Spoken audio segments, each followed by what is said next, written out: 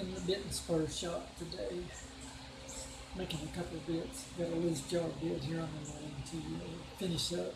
Got a high point and shaped up shapes. About ready to weld the pins and that bit. You know, building a couple of hackmore bits, split my metal, and bend the shanks on the jig. Got some grinding to do.